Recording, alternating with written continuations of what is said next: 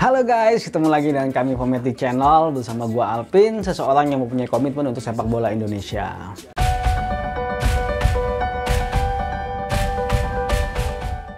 Nah, kali ini suasananya agak sedikit berbeda ya. Di sini gua ada berdua, kebetulan kedatangan tamu lah, bukan tamu lah, tapi teman kerja gua. Dia senior gua di kampus, juga senior gua di tempat kerja.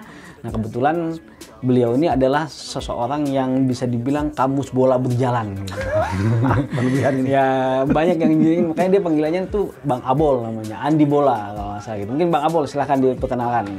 Oke, selamat sore rekan-rekan pecinta sepak bola, khususnya olahraga, khususnya sepak bola. Perkenalkan, nama saya Andi, biasa dipanggil Andi Bola atau Abol. Saya salah satu pemerhati sepak bola sejak kecil.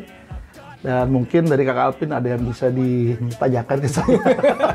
Oke, kita langsung aja lah kalau gitu. Kita langsung aja ya. Oke, jadi gue pertama pengen nanya nih. Sebenarnya kenapa sih suka sepak bola gitu? Karena kan orang-orang juga masing-masing punya ininya masing-masing. Kalau gue pribadi sendiri kenapa gue suka sepak bola? Karena itu memang sebuah permainan tim ya. Kalau gue pribadi seperti itu. Jadi kita nggak bisa berdiri sendiri. Orang sejago apapun kayak Messi maupun Ronaldo tuh nggak akan bisa kalau tanpa disupport sama timnya. Nah, itu salah satu gue kenapa suka sepak bola, karena itu adalah permainan tim. Nah, kalau Bang Abol sendiri gimana kira-kira? Kenapa bisa suka sepak bola?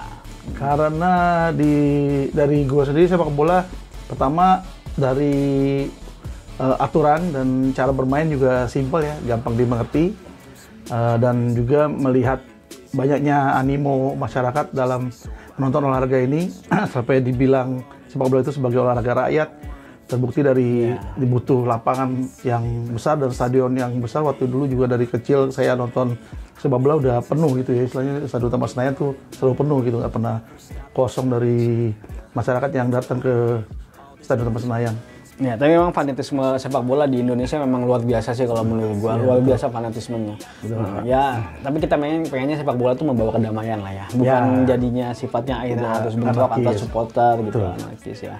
Oke, Bang Abol, gua mau nanya nih, kan kalau nggak salah lu fans Jerman banget nih, sekarang juga pakai baju Jerman. Nih pakai baju Jerman tahun berapa nih? Ini jersey Jerman utama tahun 2018 pas World Cup di Rusia. Oh, ini ori atau KW nih? Ori dong, nggak pernah kita beli yang KW untuk Jerman. Iya, mantap lah kayak gitu. Nah, gue pengen nanya nih, kenapa bisa suka sama Jerman? Kenapa sih bisa suka sama Jerman? Kalau gue pribadi kan, kalau gue Argentina udah jelas. Kayak kalau lu gimana? Kenapa bisa suka sama Jerman? Sebenarnya awal suka Jerman, sebenarnya ada dua tim yang gue suka di dunia ini. Dari dua kutub sepak bola dunia, di satu di Amerika Latin, Argentina, yang kedua Jerman di Eropa. Dulu namanya masih Jerman Barat. Kenapa suka Jerman? Jerman Barat dulu ya. Kenapa suka Jerman? Karena terkesan dengan permainan textbook mereka yang sistematis, mungkin sesuai dengan karakter para orang-orang Jerman ya. Masyarakat Jerman tuh textbook, disiplin, kerja keras, dan pantang menyerah. Ngomong, Bang Abol pernah ke Jerman nggak sih? Alhamdulillah udah 2 kali ke Jerman. Luar biasa. Udah datang ke Stadion Allianz. Ya. Stadion Olympia Munchen juga pernah. Nah, Jerman ini punya julukan The Staying Power Team, Panzer, dan Raja Wali. Kenapa disebut sebagai tim The Staying Power? Karena mereka itu tidak pernah menyerah sampai peluit panjang dibunyikan oleh wasit. Nah, mereka itu berkali-kali membuktikan diri sebagai tim yang tidak pernah menyerah, dan dalam keadaan tertinggal berapapun masih bisa nyamain dan malah membalikan keadaan. Itu terbukti dari pertama kali mereka menjadi juara dunia di Bern di Swiss waktu Piala Dunia Swiss di tahun 54 lawan Hungaria. Yang notabene saat itu Hungaria pernah mengalahkan mereka di babak grup 8-3. Dan di final pun Hungaria sempat unggul dengan trio Puskás, Ferenc Puskás, Kocsis, dan siapa satu lah saya lupa tuh. Ada trio penyerang Hungaria, trio mautnya, dan itu disebut dengan Al-Mahtiar kalau nggak salah. Itu yang istilahnya tim yang benar-benar tak terkalahkan beberapa periode sebelum World Cup 54 tersebut. Dan Jerman udah tertinggal di final 2-0, akhirnya memberikannya menjadi 3-2. Dan inilah guys, kenapa gue bilang fans sejatinya Jerman. Kalau nggak diberhentiin, ngoceh terus nih soal timnas Jerman dia. Emang luar biasa nih Bang Abol, soal Jerman ini luar biasa. Tapi lu tadi sukanya itu gara-gara memang dia punya determinasi ya. Pantang menyerah ya. Pantang menyerah, textbook banget ya. Makanya lu jadi suka sama Jerman ya. Memang luar biasa ya Jerman kondisinya ya. Nah, gue pengen tahu nih, kira-kira kalau menurutnya Bang Abol, dari sepanjang karirnya tim nasional Jerman ya, yang sudah bintang 4 ya, berarti udah 4 kali. Bintang 4 ini artinya 4 kali juara dunia. Iya, 4 kali juara dunia kan, berarti kan udah 4 kali juara dunia. Nah, Kira-kira momen apa yang paling terbaik buat timnas Jerman tuh pas kapan gitu loh? Pas kapan yang menurut Bang Abol paling terbaik? Kalau gue paling nyesek waktu itu pas Jerman bantai Argentina sih. Kalau gue sih itu sih. Ya, momen terbaiknya timnas Jerman itu gimana? Kalau dari baca literatur banyak, tapi kalau yang saya alami sendiri, momen terbaik Jerman saat mereka juara dunia di tahun 90 itu bagi 90 ya. Bagi gue tuh perfect banget dari tahun dari babak grup. Argentina kayaknya itu ya. 90 Jerman ketemu Argentina. Iya, finalnya Argentina kan? Jerman Barat. Sebenarnya 90 oke. Cuma kurang serk aja karena tahun 90 itu banyak kartu ya. Dan jumlah gol juga termasuk yang sedikit dalam sejarah Piala Dunia. Karena memang cenderung tim-tim yang masuk World Cup itu 32 tim yang masuk World Cup di Italia waktu itu tuan rumah Piala Dunia 90 itu kebanyakan cenderung defensif mainnya, main safety lah. Nah, jadi wajar kalau jumlah gol yang terjadi dalam turnamen itu sedikit dibanding World Cup sebelumnya dan setelahnya. Itu latar di Itali kali semua ya? Enggak ya? Mungkin karena main di Italia jadi aura defensif Catenaccio-nya Italia ya. Tapi Jerman sendiri sebenarnya lebih impresif waktu di grup. Dia produktif banget tahun 90 itu dia satu grup dengan Uni Emirat Arab, Kolombia sama Yugoslavia. Waktu itu belum pecah. Hafal banget dia beneran. Gua kagak sampai hafal sedetail itu nih, orang hafal banget nih. Bener-bener gua kaget emang kamu sudah jalan beneran. Saat itu Yugoslavia belum pecah, belum ada perang bersaudara, jadi masih Yugoslavia United ya. Masih ada strikernya yang terkenal Darko Pancev itu. Itu kalah 4-1 sama Jerman Barat, dan Uni Emirat Arab kalah 5-1. Partai terakhir mungkin Jerman udah ya mungkin menjaga performa tim utamanya, jadi mereka melakukan menurunkan tim kelas 2-nya, tim B-nya ditahan seri oleh Kolombia.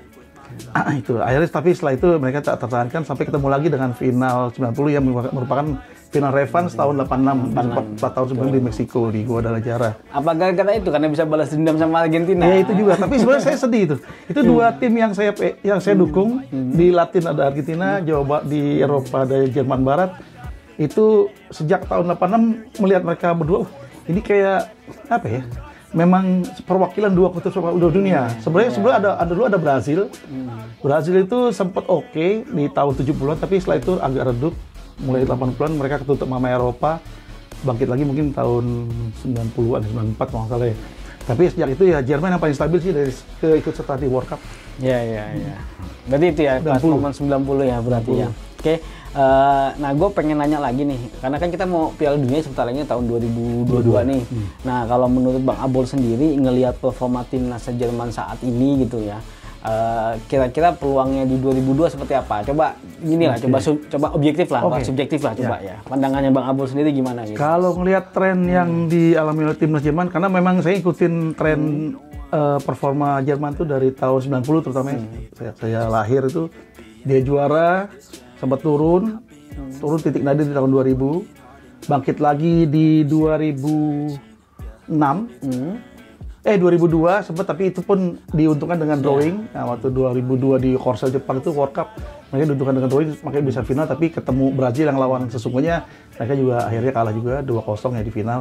Cuma akhirnya turun lagi 2004, yang Rudi Voller jadi coachnya mereka, dan mereka kayaknya dari materi juga waktu itu nggak siap untuk turnamen. Dan kebetulan grupnya juga agak berat, ada Ceko, Belanda, dan Latvia waktu itu kan. Cuma seri 2 kali lawan Belanda dan Latvia, sisanya kalah. Nah itu langsung gugur Jerman di babak grup. Nah setelah itu bangkitlah, ada di 2006, Klinsmann mengambil alih sebagai coach Jerman dengan asistennya Joachim Löw yang sempat kemarin pensiun itu setelah World Cup Euro 2020 ya, Joachim Löw.